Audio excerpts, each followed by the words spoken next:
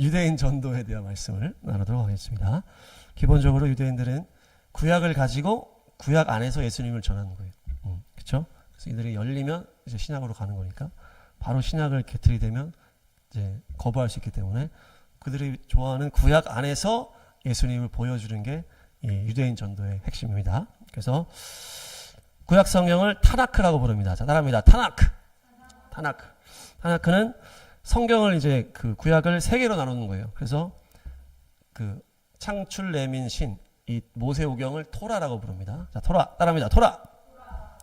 그리고 이제 예언서들을 네비임이라고 불러요. 네비임. 자, 따라합니다. 네비임. 그리고 여기서 이제 하프타라가 나오는 거예요. 네, 토라 포션은 이제 하프타라 이렇게. 케투빔은 성문서를 말합니다. 뭐 시편이나 잠언 같은 이제 예레미야 애가라든지 이런 것들. 자, 따라합니다. 케투빔. 그래서 이 앞에 글자를 다 따가지고 타나크가 딱 된 거예요. 토, 네, 크 이렇게 해가지고 타나크 이걸 부르는 거예요. 이 구약 성경을 그냥 타나크라고 이제 부른다는 거죠. 네, 우리는 이제 전체를 이제 신약까지 해서 이제 바이블이다 이렇게 부르는데 유대인 사회에서는 타나크 이렇게 부르는 거예요. 그래서 유대인 전도를 제가 뭐 계속할 수 없기 때문에 세 번을 나눠서 하려고 그러는 거예요. 그래서 토라 안에서 예수님 찾기, 네비임 안에서 예수님 찾기, 케투빔 안에서 예수님 찾기. 네, 이렇게 하는 거예요. 그래서 세 번으로 이렇게 하려고 합니다. 그래서 선교 완성의 마지막 단추다. 유대인이. 유대인에서부터 복음이 시작됐기 때문에 유대인으로 복음이 마무리가 되는 거예요. 그리고 마지막 부흥의 핵심 키가 바로 이스라엘 유대인 안에 들어가 있다. 네, 그래서 유대인의 이스라엘 계시가 열릴 때 마지막 때가 열리고 그것이 더 마지막에 부흥을 가져오는 거예요. 그래서 그리고 예수님을 예비할, 예수님이 다시 오실 길을 예비할 장자민족이라는 장자민족. 첫째, 우리 첫째. 네, 유니점의 첫째인데.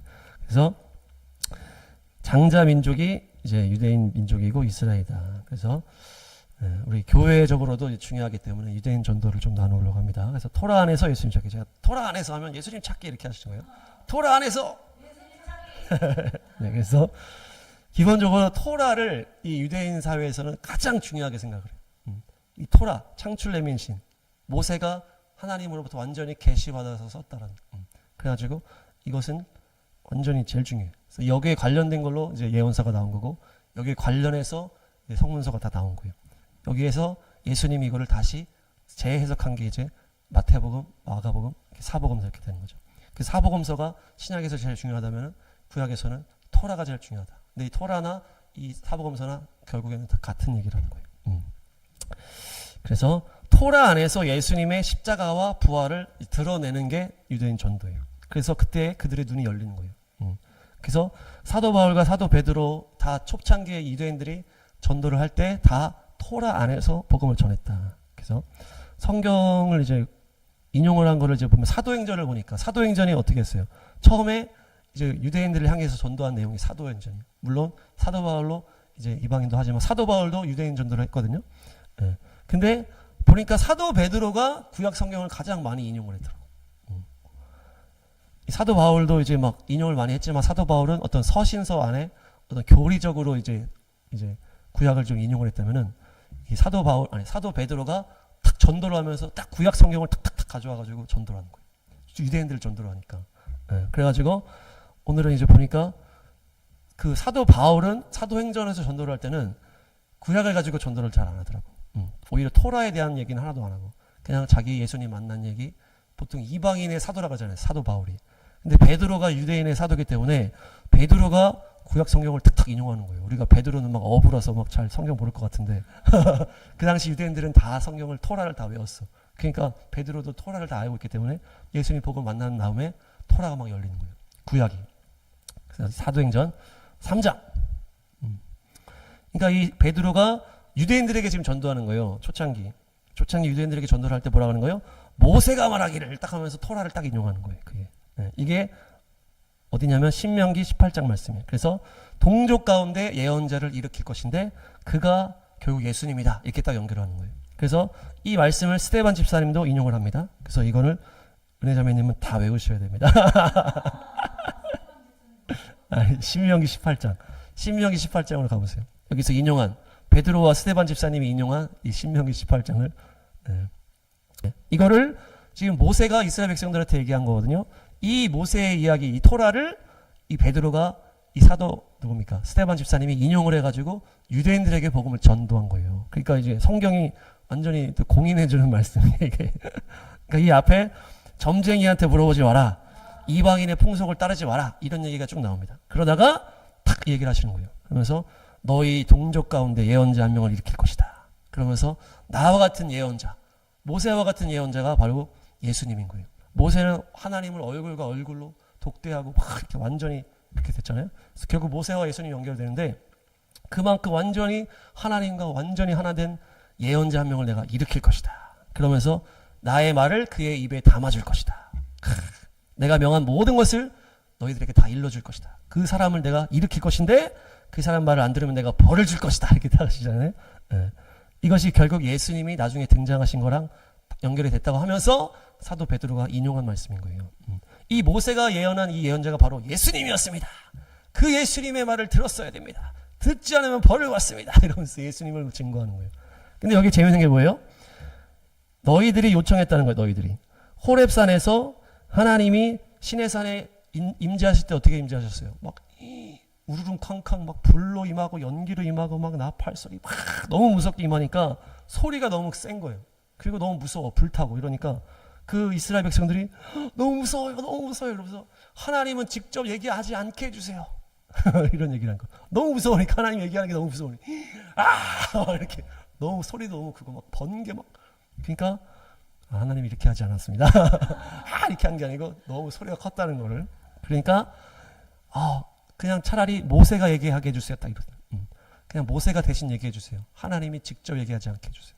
그러면서 무섭습니다. 그렇게 하면서 그렇게 한 다음에 모세와 같은 중보자가 바로 예수님인 거예요. 예수님은 상한 갈 때 꺾지 않으시고 부드럽게 말씀하죠. 아들아 인자야 소자야 일어나라. 부드럽게 무섭게 안 하시다. 예수님은 인간으로 오시고 중보자로 오시고 대제사장으로 오신 거예요. 그래서 하나님의 너무나 거룩하시고 너무나 그 무서운 그거를 중간에 오셔가지고 모세와 같이 중간 역할을 하면서 딱 그런 예언자가 올 것이라고 모세가 예언을 한 것을 그 베드로가 딱 인용을 하면서 이분이 바로 예수님이었습니다. 딱 얘기를 하는 거예요. 그러니까 이 말씀을 다 알겠죠. 우리 유대인들이. 그러니까 이걸 가지고 여기에서 말한 이 모세가 말한 이분이 바로 예수님입니다. 딱 전하는 거예요. 그럼 그들이 알겠습니다. 그렇게 할지는 모르겠지만 그렇게 이제 예수님을 전하자. 그래서 동족 가운데 그 이스라엘 백성에서 나왔던 예수님이 유대인으로 예수님이 나왔기 때문에 동족 가운데 얼굴과 얼굴을 맞댄 존재가 바로 유대인의 왕 나사렛 예수님이시다.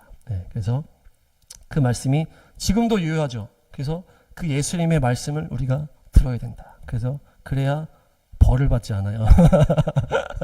예수님 말을 잘 들어야 돼. 다음 보시니까 사도행전 3장 25, 26. 그래서 여기가 누구의 말씀이에요? 아브라함에 대한 말씀을 인용한 거예요. 그러니까 아브라함은 이제 창세기니까 토라잖아요. 이 토라, 이 창세기 안에 있는 이 아브라함에게 하셨던 하나님의 약속을 베드로가 약 인용한 말씀이에요. 그러면서 너의 자손으로 말미암아 모든 족속이 복을 받게 될 것이다. 이렇게 예언하셨거든요. 이렇게 약속한 거예요. 먼저 자기의 종을 일으켜 세웠다. 그래서 그를 여러분에게 보냈다. 그것이 그분이 예수님이다 하는 거죠. 우리 한번 여기가 어딜까요? 이 말씀이 창세기 12장이 아니고 22장이라는 거예요. 22장. 우리가 12장이 유명하잖아요. 창세기 12장. 너 본토 아비 집을 떠나라. 그러면 너로 인해서 모든 민족이 복받을 것이다. 거기가 아니고 22장. 창세기 22장 16, 17, 18.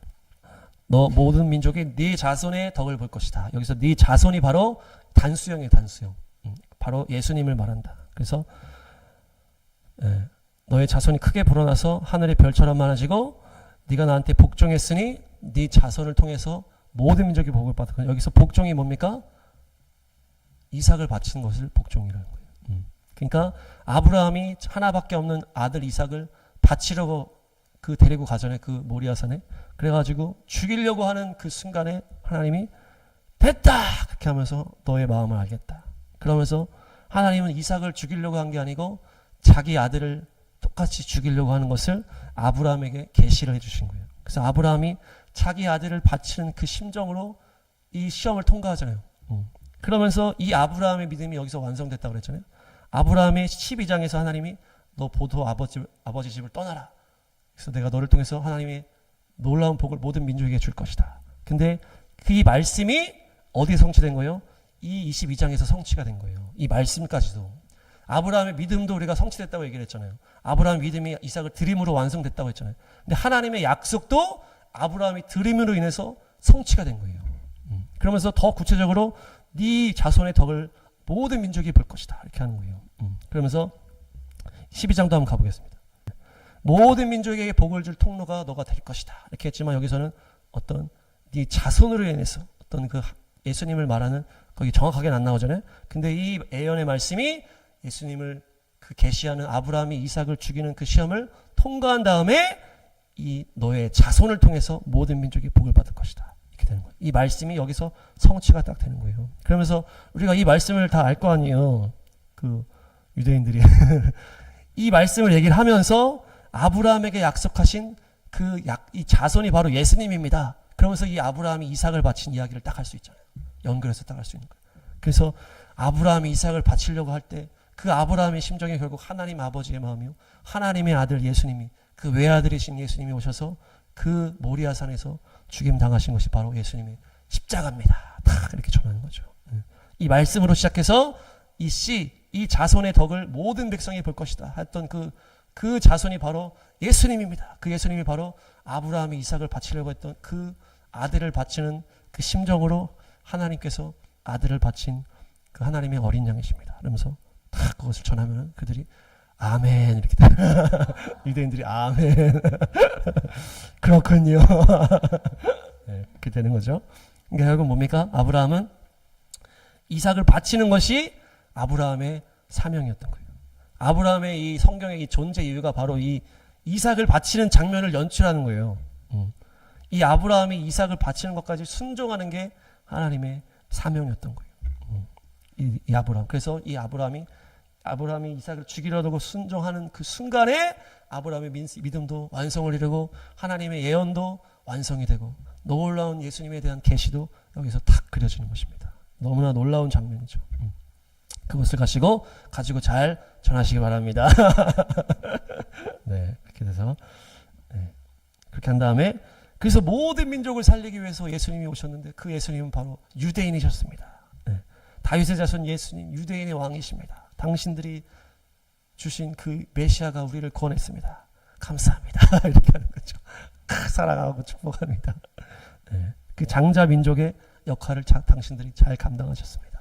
우리 이방인은 유대인들에게 빚이 있습니다. 너희의 왕이 우리를 살렸습니다. 예수님은 유대인의 왕이십니다. 다 이렇게 전하시는 거예요.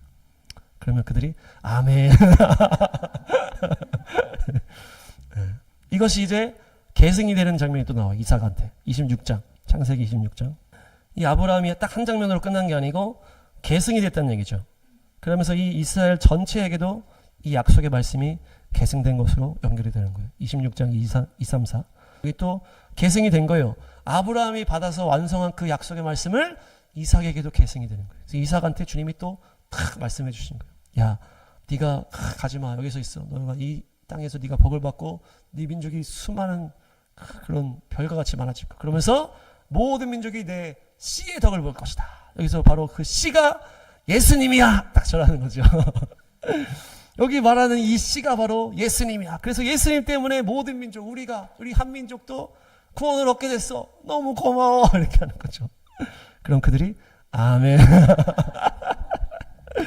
네, 그렇게 유대인을 전도해야 되겠다. 이 말씀을 가지고. 그래서 이 계승, 아브라함에서 이삭에서 야곱, 요셉 쭉 해가지고 이 말씀이 이스라엘에게 말씀이 계승이 된 거죠. 그러면서 그 말씀이 이제 예수님으로 성취가 됐다.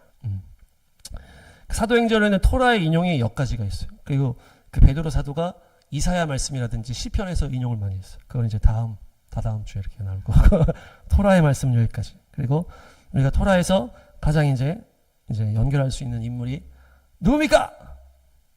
예수님과 연결할 수 있는 토라의 인물 중에 요셉이죠. 네.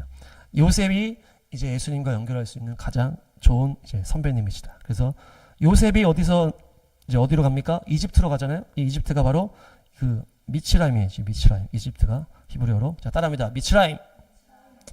이 미츠라임이라는 것은 마초르에서 나온다는데 마초르는 환란, 고통, 고민, 애워싸다, 견고하다, 둘러싸이다 이런 의미가 있어요. 우리 윤희자매가 고민 가운데 이렇게 오랜만에 연락이 왔는데 이 세상은 고민으로 애워싸인 게 이 세상이야. 그래서 이집트가 미츠라임인데 이 세상은 바로 고민과 고통으로 둘러싸인 성 같은 것이 이 세상인 거죠. 근데 그것이 결국 예수님이 이스라엘이 출애굽하면서 세상에서 빠져나오면서 우리를 믿음으로 부르는 것처럼 이 이집트가 세상을 말하는 그 나라다. 세상을 말하는 이 죄악의 세상을 말하는 나라가 바로 이집트인데 이 이집트로 어디로 갔다? 누가 들어갔어요? 요셉이 들어가가지고 요셉이 그 온 이집트의 백성을 구원하잖아요. 그렇죠? 그 흉년 가운데 꿈을 해석하고 총리가 돼가지고 온 이집트 백성을 그 당시에 모든 백성을 구원한 거예요.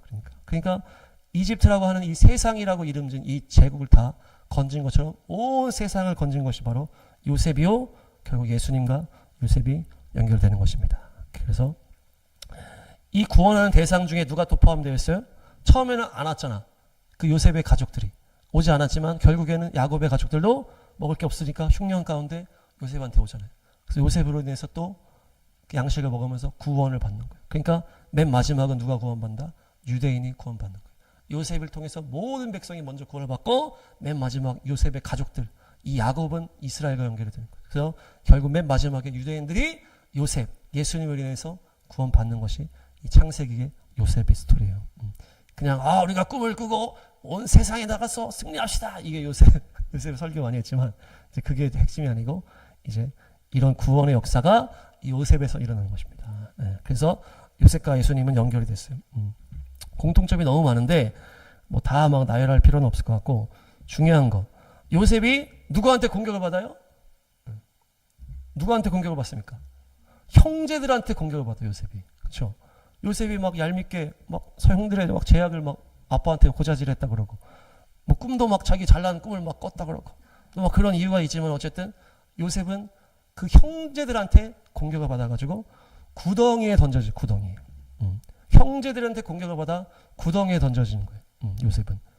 그래서 감옥에 갇히고 팔리거든요. 이 팔리게 하는 것도 가룟 유다야 또. 아니 팔리게 하자고 하는 사람이 유다거든요. 형제 유다인데 또 예수님을 팔은 사람이 또 이름이 가룟 유다잖아. 이 유다도 이름이 같고 동족들에게 공격을 받아서 구덩이에 던져졌는데 그 구덩이가 뭐와 연결이 되는 거예요? 지옥이랑 연결이 되는 단어예요. 지옥. 스올이라는 이 세월이라는 단어가 이 구덩이라고도 해석이 되는 단어예요. 여기서 구덩이가 지금 세월인데 이것이 결국 지옥에 던져졌다는 얘기죠. 자기 동족들에게 공격을 받았어. 예수님이 누구한테 공격받았어요? 유대인들에게, 유대인 종교 지도자들에게 주님께서 이 땅에 오셨으나 자기 백성이 그를 반기지 않았다. 그래서 자기 백성들에게 공격을 받아서 예수님이 십자가에서 죽으셨잖아요. 그러면서 지옥에 데려가셨다. 그것이 바로 요셉이 형제들에게 공격을 받아 구덩이에 던져졌다. 그게 똑같은 거예요. 근데 던져졌는데 어떻게 했어요? 다시 끄집어내져서 어디로 갔다? 이집트로 가잖아. 이집트로 팔려가잖아. 그렇죠? 윤희 학생. 이집트로 팔려갔어요. 그게 결국 뭘 말하는 거예요? 죽으시고 부활하셔서 그 복음이 온 세상으로 전해졌다는 거예요. 요셉이 그 형제들한테 그 동족들한테 공격을 받아서 구덩이에 던져졌어. 죽고 그런데 끝난 게 아니고 다시 부활했잖아요. 위로 올라와서 어디로 갔다? 이집트로 간 거예요. 그 요셉이. 그러니까 예수님이 모든 온 세상에 전해진 것과 이 요셉의 스토리가 연결이 되는 것입니다. 그리고 요셉이 이집트의 통치자가 된 다음에 풍년이 지나고 나서 흉년이 딱 시작되잖아요. 그때에 야곱의 아들들이 오는 거예요. 그러니까 뭡니까? 이방인의 때가 충만해진 다음에 복음이 이제 구석구석 다 들어간 다음에 마지막 때 1948년에 이스라엘 나라가 회복이 되면서 1967년에 뭡니까? 예루살렘 도시가 회복이 되면서 그 유대인들 안에도 복음이 들어가는 것처럼 이 7년의 풍년, 이 풍년이 온 세상에 들어간 풍년이에요. 그래서 온 세상의 복음으로 인해서 막 추수가 됐잖아요. 그러면서 흉년이 시작된 다음에 차차 이 요셉의 형제들이 오는 거예요. 이 흉년이 시작된 다음에 요셉의 형제들 야곱의 자녀들이 이제 오잖아요. 결국 유대인의 전도가 언제 시작된다? 이방인의 충만함이 찬 다음에 맨 마지막에 유대인들이 전도가 되는 거예요. 네. 그래서 1948년에 이스라엘 나라가 회복된 것을 가지고 이것은 그냥 잘못된 역사고 뭐 이게 뭐 제국주의가 만들어낸 중요하지 않은 거야. 이렇게 하는 사람들이 있어요. 사역자들 중에. 이런 사람들은 이스라엘 계시가 안 열린 거예요.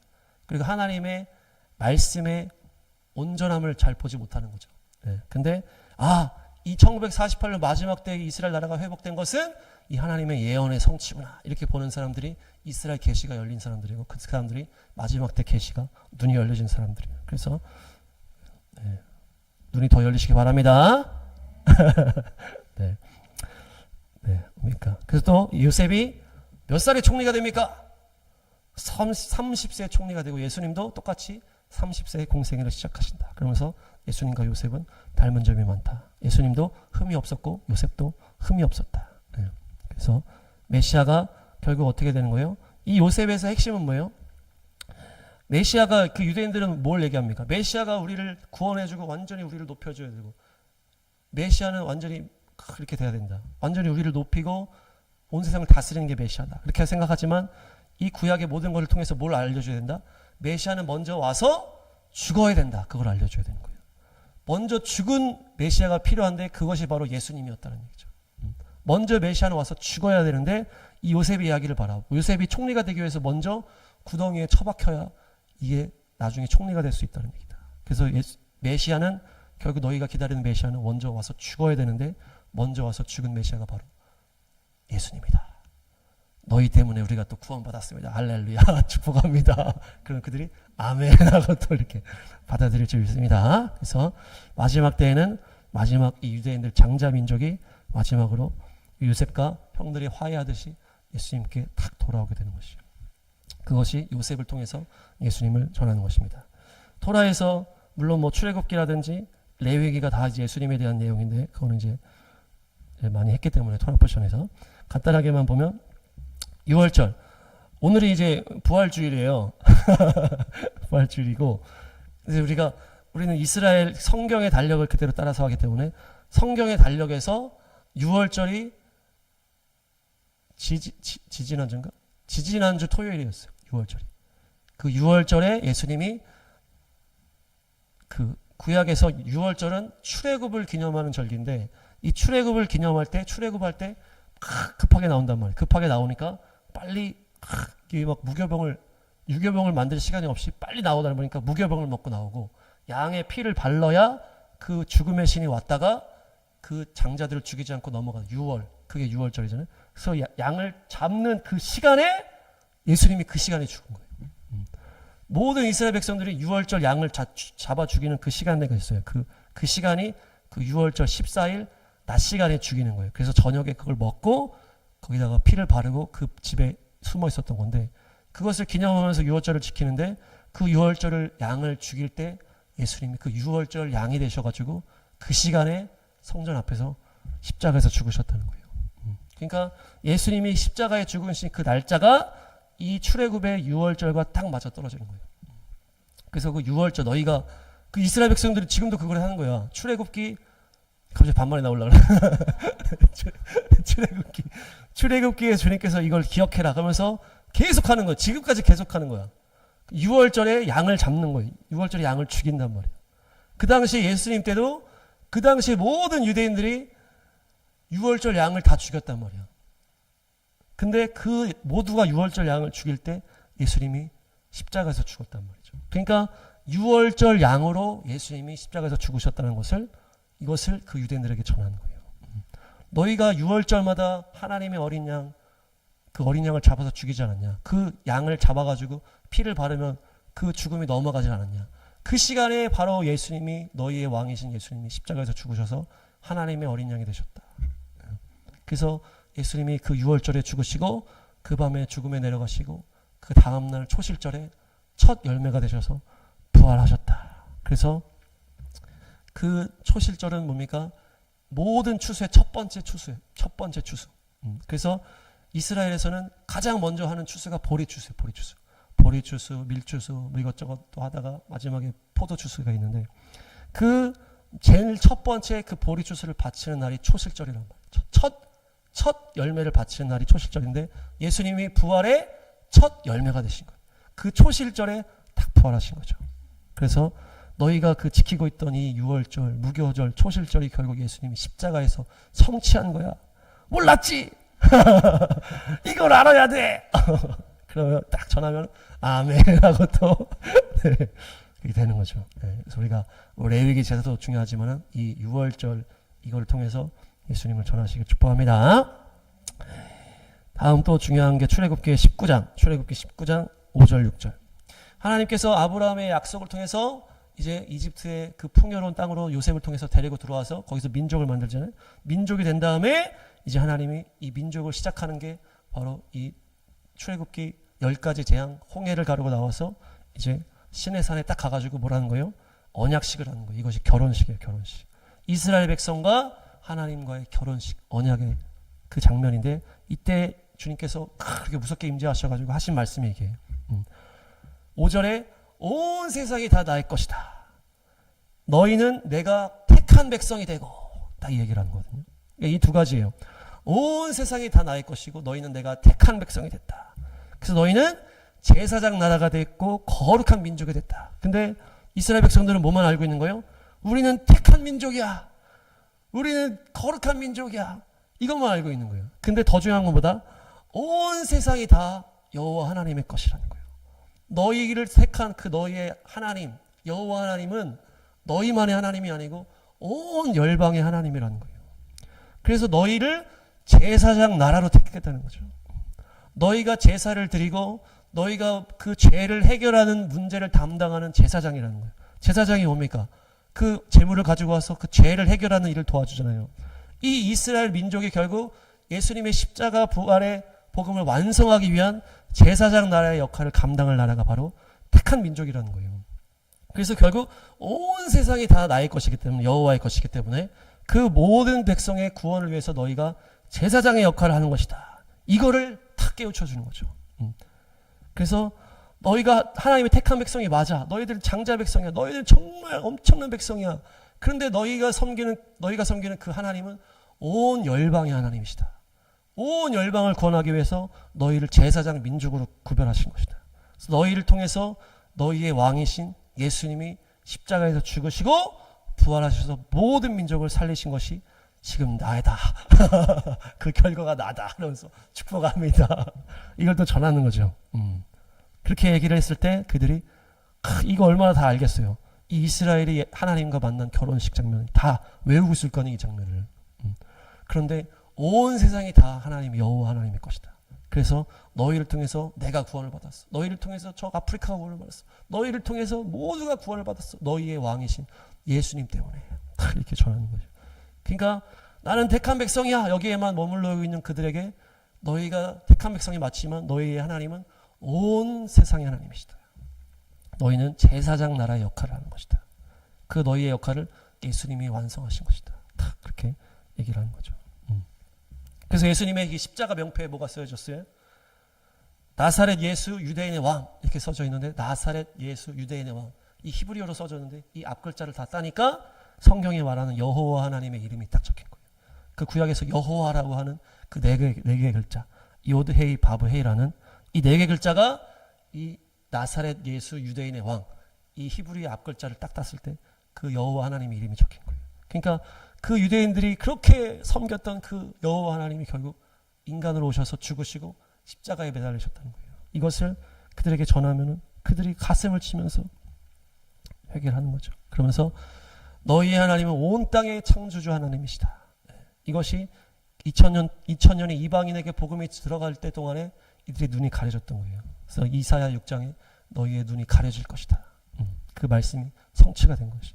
예수님의 복음이 완성된 이후에 이 유대인들이 뿔뿔이 터지잖아요. 그러면서 70년에 그 로마 디도 장군이 와가지고 유대인들이 유별나다 그러면서 완전히 학대해서 다 죽이고 뿔뿔이 터지게 했어요. 거기에 전혀 오지 못하게 했어요. 그러면서 예루살렘과 이스라엘 땅이 완전 황폐해졌다는 거예요. 그러면서 이들이 온 열방을 떠돌면서 우리는 하나님의 백성인데 왜 우리는 이렇게 있을까? 그러면서 그 믿음을 계속 지키는 거예요.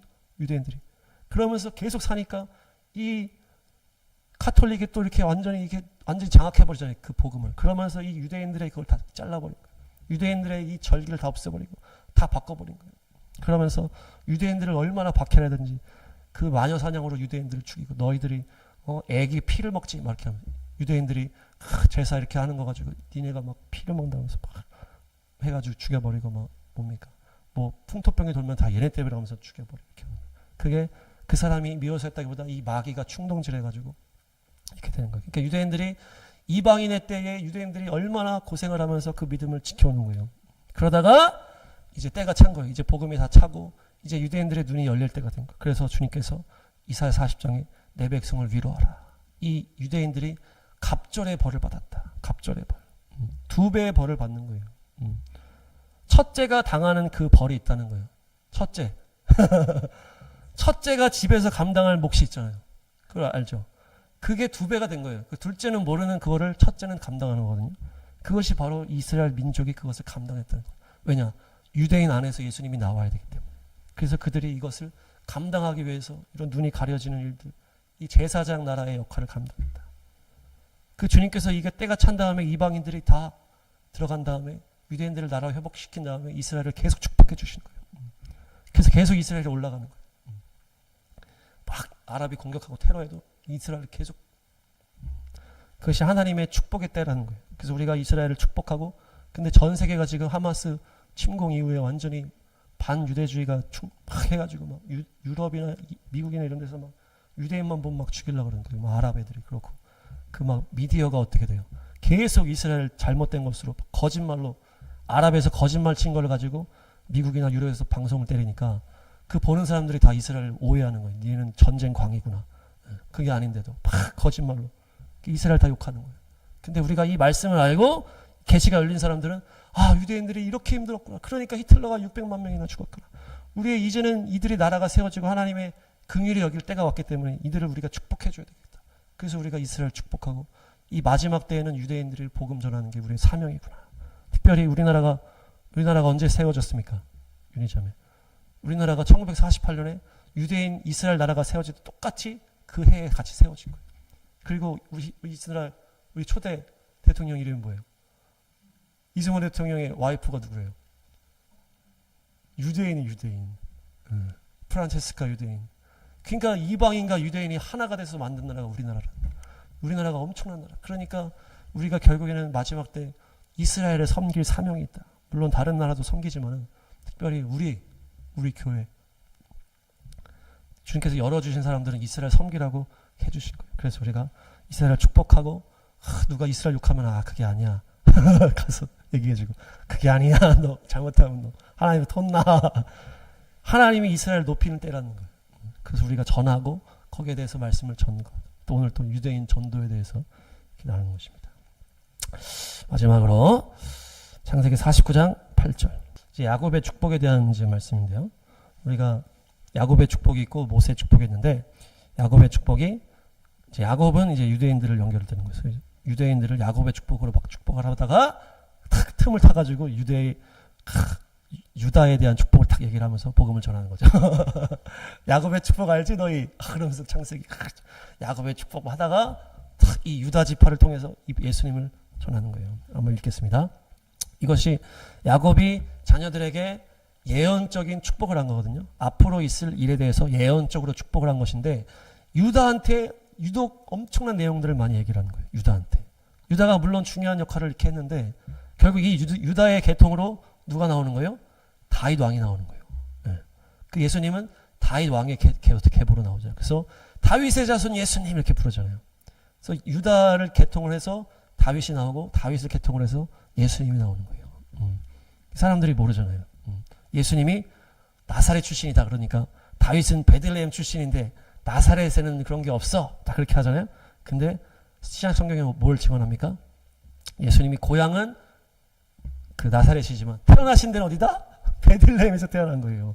그걸 또 얘기를 해줘야 돼. 예수님은 나사렛에서 태어난 게 아니야. 베들레헴에서 태어났어. 가다가 여관이 없어가지고 거기 들어가가지고 그 마옥강 같은 데 가가지고 거기서 베들레헴이야 거기가. 그러니까 예수님은 다윗의 계통으로 거기서 태어나신 거야. 그걸 딱 증언을 하면 그들이 아멘 하고 또 그렇게 하는 거죠. 그러면서 여기서 어떻게 됩니까? 이 놀라운 메시아로 모든 민족의 왕으로 올 것처럼 쫙 하는 거잖아요. 10절에 임금의 지휘봉이 유다를 떠나지 않는다. 그래서 그 왕이 이 다윗 이후부터 계속 유다의 계통으로 왕이 오잖아요. 그러면서 예수님이 그걸 정점을 딱 찍는 거고, 권능으로 그 자리에 앉으실 분이 오시면 만민이 그에게 순종할 것이다. 이렇게 하면서 완전히 그 만왕의 왕인 탁 한 다음에 갑자기 그는 나귀를 포도나무에 맨다. 이렇게 하거든요. 이것이 바로 뭡니까? 만민이 그에게 순종할 것이다. 그러나 이거예요. 그러나 그는 먼저 죽어야 된다. 이 얘기가 지금 나오는 거예요. 예언적으로. 야곱은 지금 모르는 거예요. 지금 그냥 예언으로 막 하는 거기 때문에 그냥 나오는 대로 야곱은 예언하는 거거든요. 근데 이 말씀을 팍 하는데 하나님이 지금 세팅을 하는 거죠. 성령으로. 만민이 그에게 순종할 것이다. 까지 딱 한 다음에 그러나 그는 나귀를 포도나무에 매며, 이러면서 이 포도즙이 옷을 다 적신다. 이렇게 하는 거예요. 그 겉옷이 포도의 붉은 즙으로 빨 것이다. 그래서 완전히 온몸이 피투성이 되는 예수님의 십자가를 여기서 예언을 했다라는 거예요. 그러니까 만민이 그에게 순종하기 위해서 만왕의 왕으로 오시기 전에 먼저 그 메시아는 죽으러 오셔야 된다. 그 얘기가 예언이 여기 딱 들어가 있는 거예요. 그러면서 이 포도즙이라고 하는 것이 담입니다. 담. 자, 따라합니다. 담. 담이 피라는 단어예요. 피. 그러니까 포도즙, 이 즙이라는 단어가 담. 그래서 피라는 단어를 여기 썼다는 거예요. 그러니까 결국 이 포도즙으로 온몸이 포도주 색으로 물른다. 이게 결국 뭡니까? 예수님이 채찍질 맞아가지고 온몸에 피투성이가 되시잖아요. 그것을 상징적으로 지금 탁, 이미지적으로 탁 지금 예언으로 다 얘기를 한 거예요. 그러면서 예수님이 온몸에 피투성이 되면서 죽어야만 한다는 얘기죠. 그래서 메시아가 오셔야 되지만 먼저 죽으러 오셔야 된다.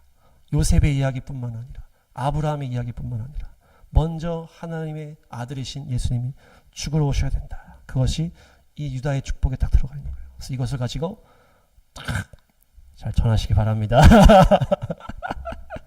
너무 사명이 막중하신데 네, 그래서 이 야곱의 축복, 유다에게 흘러간 이 예언으로 우리가 그 유대인들에게 복음을 증거할 수가 있겠다. 그래서 유다의 사자로 다시 오신다. 여기 유다의 앞에 예언한 것처럼 사자, 유다의 사자, 아까 찬양했잖아요. 유다의 사자는 뭡니까? 결국 심판주로 오신다는 얘기예요. 결국에 마지막 때는 예수님이 심판으로 오시는 거예요. 처음에는 어린 양으로 오셨다. 죽으러 오셨다는 거예요. 그런데 다시 오실 때는 심판주로 오시고 너희의 민족을 위해서 싸우러 오실 것이다. 그래서 맨 마지막 전쟁은 뭐라는 거예요? 이스라엘 중심으로 완전히 갈라진다 그랬잖아요. 그래서 이스라엘을 다 죽이러 오는 거예요. 그때 주님이 재림하시면서 이스라엘을 구원하면서 탁 되는 거거든요. 그러니까 결국에는 그들이 말한 이 메시아가 오시긴 오셔요. 이스라엘을 살리는 메시아가 오시지만 먼저 그분이 와서 죽었어야 된다. 그 얘기를 통해서 예수님을 전하고, 그 예수님은 다시 오실 때 너희의 메시아로 다시 오실 것이다. 내가 너희의 그 메시아, 그 유대인의 왕 예수님 때문에 내가 이렇게 구원받았다. 사랑하고 축복합니다. 네. 그렇게 전했을 때 그들에게 복음이 들어가므로, 또 우리가 그들을 축복할 때 하나님의 은혜가 또 우리에게 흘러오는 거로, 그렇게 해서 우리가 유대인의 또 이스라엘을 축복하면서 나아가기를 바랍니다. 그래서 정리하겠습니다. 그래서 예수님께서 십자가에서 어떻게 하셨어요? 아버지여 저들을 용서하십시오. 자기를 죽이는 자들 향해서 용서하십시오. 저들이 알지 못하고 그런다는 거예요. 그러니까 다 구원의 경륜 안에서 이렇게 유대인들도 쓰임을 받았다는 얘기죠. 그러면서 예수님이 아셨기 때문에 주님 저들을 용서하십시오. 저들이 알지 못하고 그럽니다. 딱 하면서 놀라운 구원의 역사를 완성하셨다. 그러면서 예수님이 너희가 바루카바 베시엠 아도나이 외칠 때 예수님이 너희를 구원하고자 오실 것이다. 다 하겠습니다. 바루카바 베시엠 아도나이. 네. 바루카바가 환영합니다. 주님 오십시오. 베시엠은 이름으로, 그래서 아도나이는 그 여호와의 이름. 그래서 주의 이름으로 오시는 오십시오. 우리가 환영합니다. 이렇게 하는 거예요. 바루카바 베시엠 아도나이. 자, 시작. 바루카바 베시엠 아도나이. 네. 이것을 누가 외쳐야 된다? 유대인들이 외치는 거예요. 그 땅에서. 그럴 때 예수님이 다시 오신다는 거죠. 우리가 이것을 전했을 때 그들의 마음이 열리고, 우리가 그들을 사랑으로 품었을 때 그들이 또 열리는 거예요. 그렇게 했을 때 우리가 또 어떻게 된다? 세상이 어떤 말을 하고 어떤 거짓말을 해도 우리는 너희를 지지합니다. 우리는 이스라엘 편에 설 것입니다. 유대인들을 축복합니다. 너희는 하나님의 백성이요 하나님의 신부입니다. 너희는 언약 백성이요 하나님의 택함 받은 거룩한 민족입니다. 이렇게 하면서 축복하면서 우리가 이 토라를 가지고 예수님을 증거할 때 그들이 주님 앞에 돌아오게 되고 주의 나라가 오실 줄로 믿습니다.